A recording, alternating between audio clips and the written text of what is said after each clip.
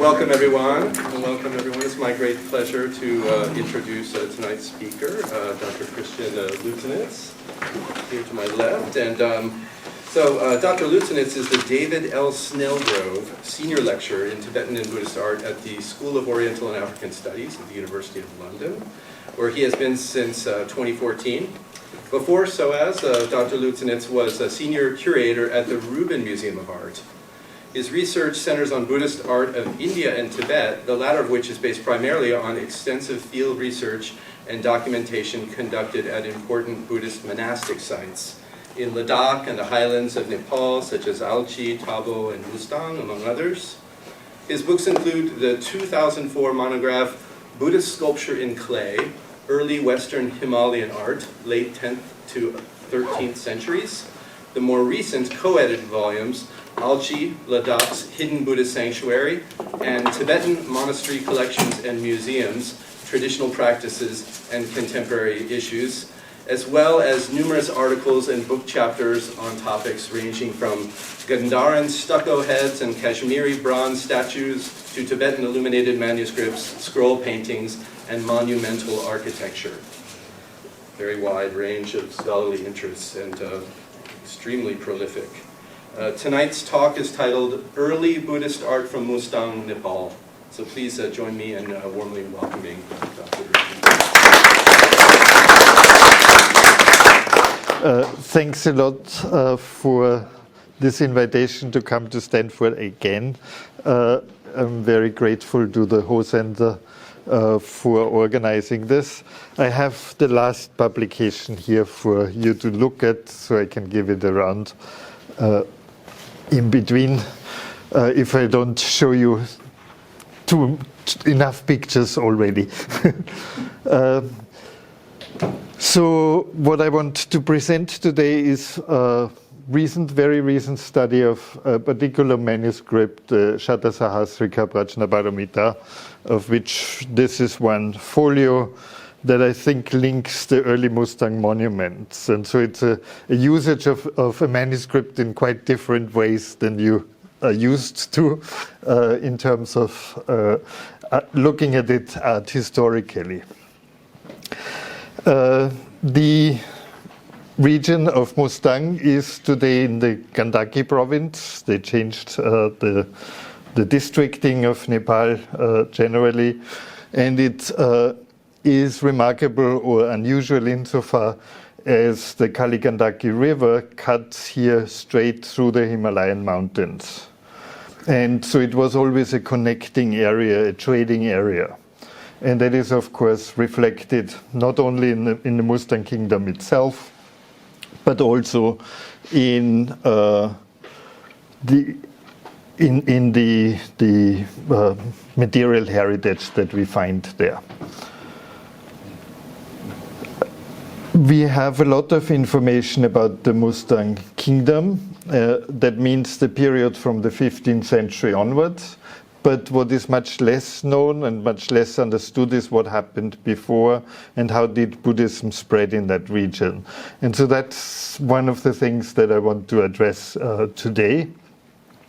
What we have from the earlier period are mostly caves or structures built within caves, like this one here, the Mensikang, that has been attributed to the 11th century, but I think it's not that early. It can't be. It's at least 200 years younger, and it will play a major role in this talk as well. And the sculptures compare to 13th, 14th century Ladakhi monuments.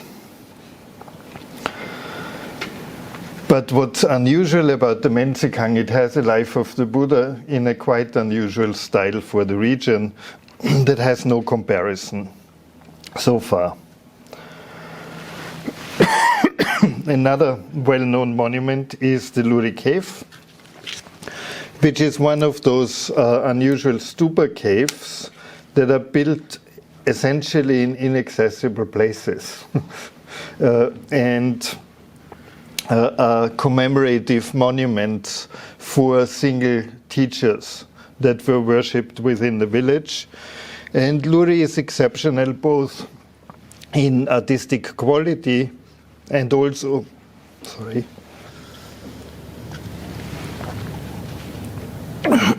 in its state of preservation. And these caves usually have a single portrait of a lama, which I think is the one that is entombed in the stupa, or the relics of whom entombed in the stupa. What we can't say in this case is the Buddhist affiliation of the teacher. While for Luri it has been assumed that it's Sakya because of the rounded head, it's much more likely one of the many Kagyu schools that were active in Mustang at that time. With the Mustang kingdom, not only is there a capital established, Lomatang, but within that capital and the walled capital, the walls themselves go back to the 15th century, two gigantic temples. And I say gigantic because for the region they are very large, and they are larger than monuments of Gyantse, for example. So they are really substantial structures. One is the three-storied Champalakang with Maitreya, that was finished in the 1440s and has paintings of mandalas on the two upper floors. And the middle floor, where Maitreya sits, is dedicated to Yoga Tantra mandalas. And we'll see here documentation before the walls were actually cleaned, and specifically that Vajradhatu mandala that is attributed to the master artist who led the workshop at that time. After my first visit to Mustang in 2010, I essentially came up with a project that now is called Tibetan Buddhist Monastery Collections Today, that I started to research on in 2012. And since then I've been yearly in Mustang to document new material and write about it. One of the most important collections documented so far is that of Namgyal, that has around 340 sculptures, and of which we also published the two illuminated text collections. Now there is, I think there are now around 13 or 14 different monuments that are documented both in Lower Mustang and in Upper Mustang. Here is the documentation in Namgyal of the manuscripts that are in the text collections, with Yaro Bonsa helping that year. And of course that is one of the volumes, the illuminations of one of the volumes from the Namgyal boom. And the second group of texts is a sutra collection of 30 volumes, and I previously thought this is the early, or by the time we published this was the earliest collection of manuscripts where we have an illumination program across the volumes, starting with the previous lives of the Buddha, followed by the life of the Buddha, and then different deities. So what we know from canonical printed texts later on is here already in handwritten manuscripts.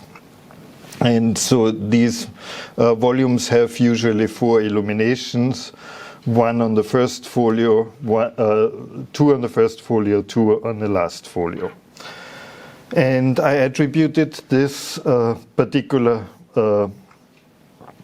group of texts, the Sutra collection, to Lower Mustang in the first half of the 14th century on the basis of the donor depictions that were associated with it, because by that time I already documented other donor depictions in Lower Mustang that showed the same features. The new find is Śatasāhasrikāprajñāpāramitā, or in Tibetan short Bum. So when I say Bum, it refers to that. In Chuksang village, in a tiny little village temple, very dilapidated, probably built in the 1970s, 1971 to be precise, and already showing major damages. But it's by that stage this Bum was probably last kind of sorted and reassembled. And this is how it looks when you open the first volume. And you'll see there's already something is kind of wrong. And if you turn it around, you realize, oh, 2 illuminations have been cut out or torn out left and right in the first volume. But what's unusual is the decoration of the volume itself. And then at the end of this same volume, volume K, the last folio recto then has the first illuminations. And these kind of stand out immediately because they are very Indic in a certain way for Nepal. Yeah. And so I was puzzled from the beginning where they come from, and I haven't seen any illuminations of that style earlier. And the quality is obviously quite high, and the detailing as well. And they have this beautiful background with full flowers painted on it. And so it's definitely not the typical Neva style that we are accustomed to. So what I do next is I'll show you the arrangement of those volumes and what is left to give you an idea of the entire corpus. So in this case it was originally 16 volumes, and we'll just have a double page for each volume. From the first one we have seen the beginning already, and only the last folio has illuminations. The second volume has 4 scenes of the life of the Buddha. The third volume, only one of the illuminations is left. The last folio is missing entirely, and the other one has been torn out. The volume Nga, the fifth one, misses the first 2 illuminations. The next one has all the other 4 esoteric Buddhas represented on it. And then we move to deities. So we have the life of the Buddha, the 5 esoteric Buddhas, and then deities that at beginning seem to make sense as an iconographic program. But then a volume is missing entirely. It has been replaced by a more recent one. And then you have a volume with illuminations of goddesses, some very unusual ones, but then we shift to Buddhas again. And here the iconographic program is very difficult to understand because it seems that these are all early illuminations. Here we have Maitreya and Manjushri in dialogue, plus wrathful deities. And then we have that folio where Vasudhara and Prajñāpāramitā are represented, that are used as key images for this talk. But then towards the end, we also have different styles appearing, like this one with the Buddhas, and this one with the protective deities, and entire replacements. Yeah. So overall, I think, then the last volume that is preserved, volume Ba, actually has 2 illuminations that are very early, but clearly have been replaced and placed there from something else. And actually that couple of illuminations most likely was on the beginning pages of a volume, not on the last volume on the end pages originally. So it's a kind of reusage, and then originally I thought it's only 15 volumes, but when I compared it to the text, it became clear that the 16th is missing, but they nevertheless considered it as complete in 15 volumes, because they didn't complement the last volume anymore. And so what we have here is a relatively complex picture. That's the program in its entirety, with a clear program at the beginning that doesn't really continue consistently towards the end, and a number of different styles throughout. And that's a little bit the challenge of how to understand this particular manuscript.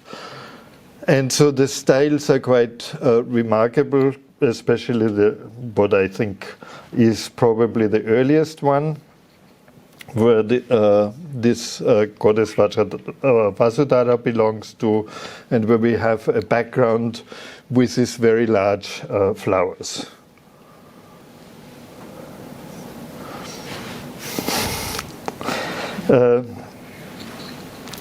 In volume Ta now, we have side by side two different styles.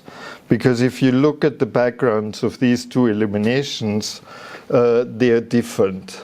Yeah, the background flowers here differ from each other. So the wrathful deities are actually painted in a different style or by different artists than the other ones. Here we have two of those illuminations side by side.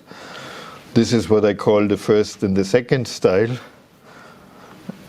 The third one actually shares the background with the second one, but the painter of the figures is different. And it's very much more whimsical in a certain way. The fourth one is later entirely and rather local and simplified. And the fifth one is again an earlier style, but it's these reused illuminations that have been reused in this last folio of the last volume. Now, luckily, these illuminations don't stand alone. There are many illuminations that I've documented earlier that come from another type of manuscript that I call Tokzung. And I'll give you an idea what that is in a moment. On an example that is from Dzong Monastery in Lower Mustang, because none of those is preserved, and you'll see they call them Tokzung. Rinchen Tokisungwa, it's a reference to the Ratnaketu Dharani, a text that kind of deals with the awakening of the Buddha and is essentially joined with the Pancharaksha texts to create a full 300-page volume. And that is used, apparently, it is being read for protective purposes. And what's remarkable about it is, and we'll look at one particular volume in Dzong, that often there are chapter illuminations that mark the chapters of the Ratnaketu Dharani. Some of these are quite unusual, as this elephant-headed figure. And each of the texts usually has 4 illuminations. These are the last 2 of the Ratnaketu Dharani. And then you have the Pancharakshas, the Mahasahasra Brahmardini, first and last page of that text. Mahamayuri, first and last page of that text. Mahapratisara, Mahashitavati, and Mahamantra Anusarini, with the donor depiction at the end of the text. And so in this case, it's a fairly well preserved one, but essentially every monastery and sometimes even a household may have a Tokzung volume. Yeah, and many have been produced, especially in the 13th and 14th century, and carry illuminations. And these illuminations are useful because they give us a lot of or a vast kind of stylistic range that is represented. The earliest ones are probably these ones here that are preserved in Kagbeni. Again, a slightly Indic style, but less obvious than with Chuksang boom. And I use this one, and particularly the goddess Śatasāhasrikāprajñāpāramitā, to show the stylistic range. So this would be the earlier form. That's the manuscript it comes from. This is one I worked on because it has a colophon that is representative of 13th and 14th century Neva-derived styles. But then there are much later one, or maybe contemporaneous ones in local styles, like this one, and later ones that clearly both date the 15th century, and we can usually easily recognize that on the robe of the Buddha.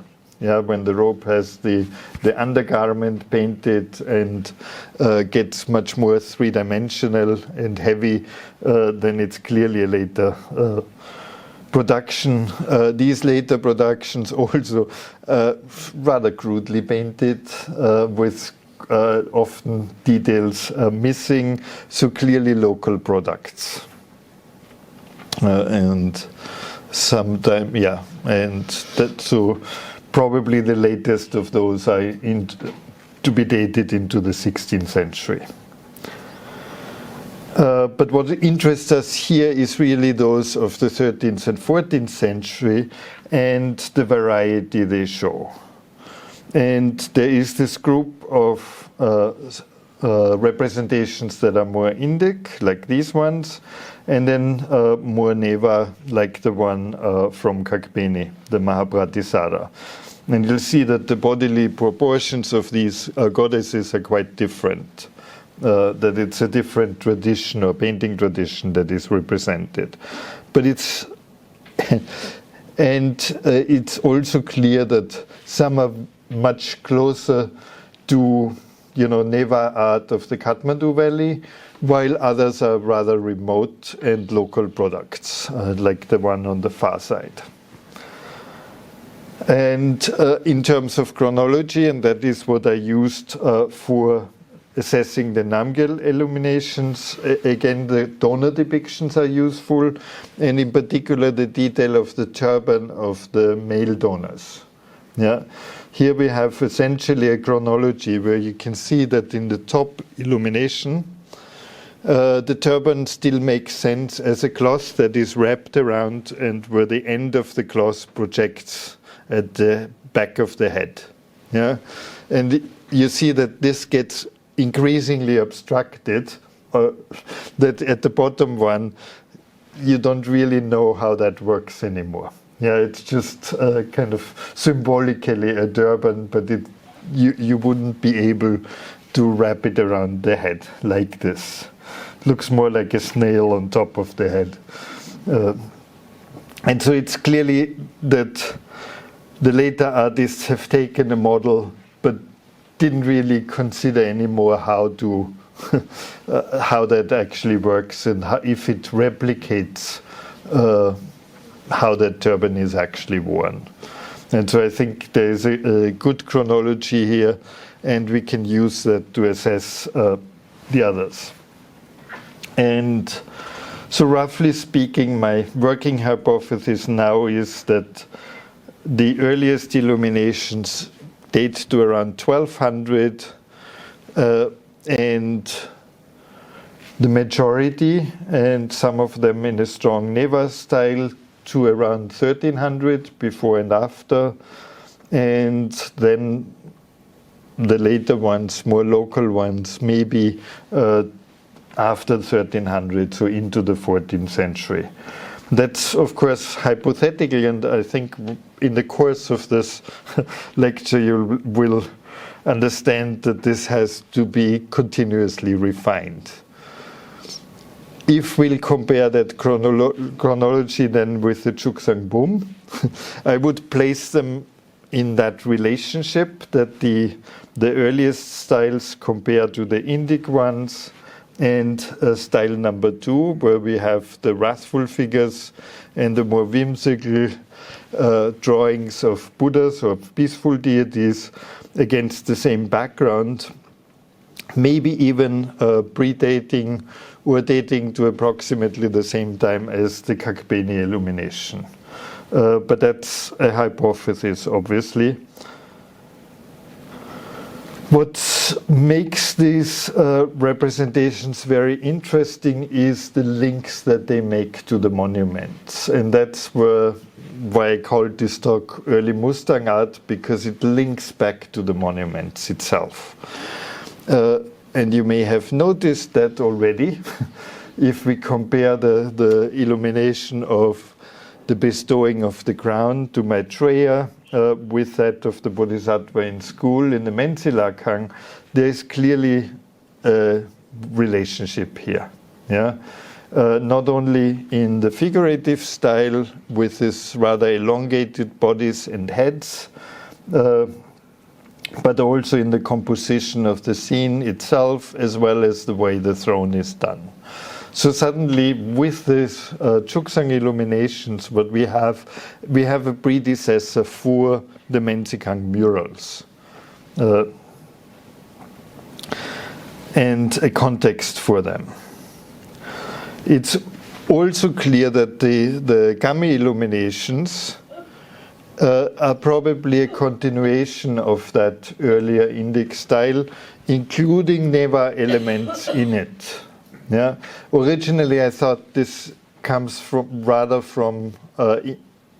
expresses an impact of Tibetan illuminations, but if we have this Indic style already in Mustang, we don't need that. Yeah, it can be a local product as well.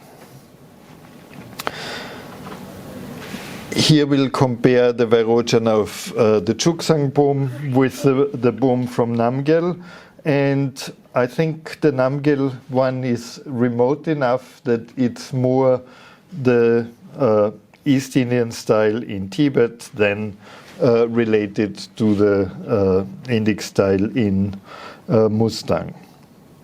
I hope you see that the crown type, for example, or the type of bracelets, that we don't have that in the Mustang illuminations in the same form.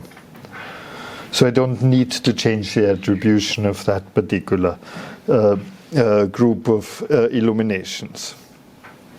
The second style is interesting because it links to Luri suddenly, in the form the wrathful figure is depicted.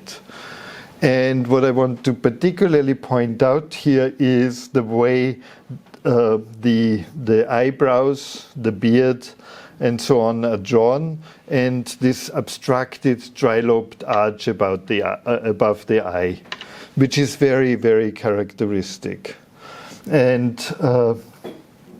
can be compared directly across these two representations. So when we zoom in, it becomes even more clear that this is kind of the same painting school. But the Chuksang boom is probably earlier than the Luri representation. And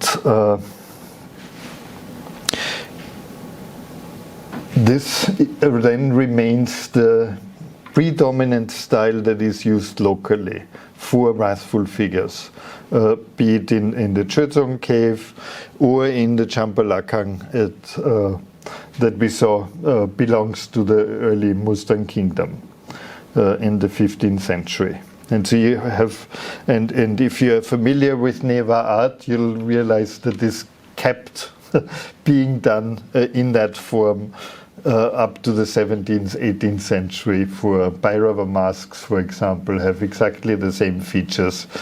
The same is with a representation of Achala, has the same features And here too we have a direct comparison in Luri, even though the comparison is not as well preserved as the illumination. And we also have comparisons to Luri from other illuminations, for example in the throne backs from which cloth is hanging down. Yeah. So Luri, if we'll keep a date of around 1300 for the Luri cave, would provide another benchmark. The problem is Luri itself is not safely or securely dated. It's still a hypothesis, yeah, because there is no real clue. And it's mostly based on the dates that are attributed to the different phases of Shalu monastery and the comparison to that. And that is, again, slightly movable in a certain way. So when we now take these illuminations, and I've chosen Shadakshara Lokeshvara here as an example, you can see that there is a lot of stylistic variation just in the Mustang region alone. Yeah, from the most Indic one to the one in the Chapalakang in the far bottom corner. It's also clear that there is no linear development here, but that there is a development that is kind of continuously impacted from outside or from earlier art locally already. So it's quite a complex picture of early Mustang art that emerges here. The question then is, how does this come about? How are we to imagine these interrelationships to work in a certain way? And here we'll go back to the Chambalakang and this mandala that has this inscription of the master artist, that it was painted by the master artists, and I think it's absolute accurate because it's the finest paintings within that temple. And they are on the main wall, left and right of Maitreya image, so it makes perfect sense that the head artist of the school would paint those. So we know from literature mostly that masterworks of Tibetan art often are produced at least with and or under the leadership of traveling artists, often Neva artists coming from the Kathmandu Valley or representing a school of that. And it's very clear that in the early period in Mustang that the earliest forms of the illuminations that we have, that these are also produced by maybe mobile artists that came into the region, but they must have kind of established workshops or at least had trainees that then kind of took over the tradition. But locally then, different styles were developed. And how complex the picture can be, I wanted to show on the basis of this example.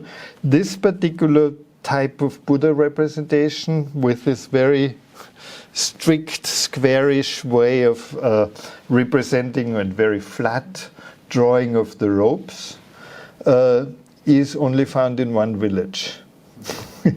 It's not in any other collection. It's just in one particular village. Yeah, but it clearly derives from the Indic style as well. And so we have, the original styles and then the local continuation in different variants. Yeah, be it the Mensikang or the one from Tetang. And the Tetang village is the only one that preserves this particular style. And then you have a whole set of representations where characteristics are taken clearly from different styles and put into a new one. Yeah, and they get kind of merged in a certain way. And so in the Gami representation, where the bodily proportions compare to the more Indic style, the Buddha robe comes from the Neva style, for example. And when we compare Luri again, what we can explain Luri as a kind of rejuvenation of a style that already exists locally through bringing in new master artists to make this work. And so again, there is this continuous contact, and that of course also speaks for, or the high quality of the Luri representations speak for that as well. And so there is a continuous exchange of local continuation of painting schools, rejuvenated by master artists coming from other places and bringing their particular characteristics into the paintings. And we see that again with the Champalakkhang. There is also the option that at times objects may have served as kind of means of transfer of particular motifs. And one interesting example is the Green Dara stone panel that is preserved in the Menzikhang, the composition of which closely compares to the famous Fort Dara. And it probably dates in its origin to a similar time. Now it begs, of course, the question, where does that come from? And in this case, I think it's really the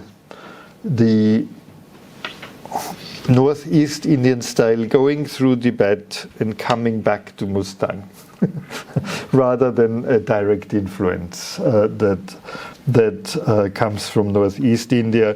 And we see that, for example, in representations like this one here, the minister in his Tibetan dress on the among the seven jewels of the king.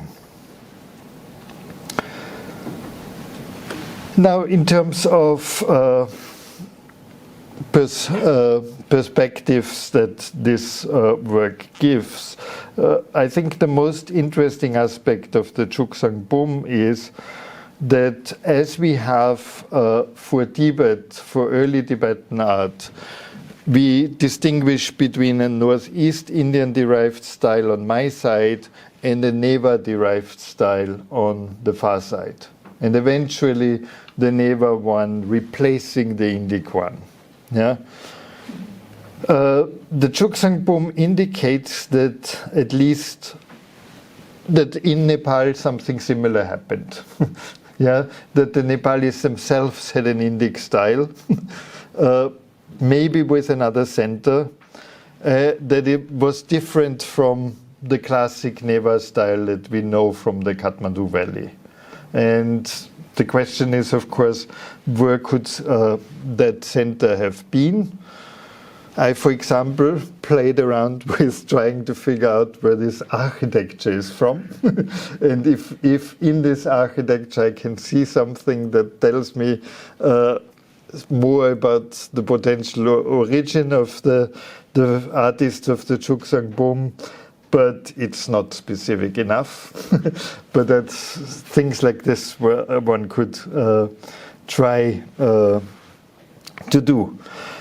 The other enigma that I have now is I don't know where these very abstracted facial features of wrathful deities comes from. And the closest relationship, sorry, I forgot to replace the caption here, is Indian book illuminations. At least that gives one hint that there is something like that happening there as well.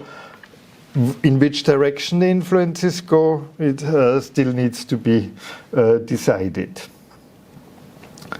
but that would be one option. And then, of course, what this all means is that the early art of Mustang, and especially through the in situ documentation, becomes much more complex than I think I would have ever imagined in terms of what is preserved there and how much is preserved there. And of course, besides the stylistic issues that we use in terms of attribution, there are other problems, like, for example, the identification of this particular deity, which is identified as Chinese Tara by the caption. And indeed, there is in the Tangyur, there are two descriptions of a Chinese Tara that has the same attributes, except that where the noose is, there should be a utpala. There should be a flower. Yeah. But I don't know if it indeed is that. And so what the Mustang illuminations bring us is a much more detailed picture of the context of Tibetan art and of the local production. And I think it's the first region where we get an idea of what locally was actually produced there and how deeply embedded the artistic production of Buddhism was in those regions. Thank you.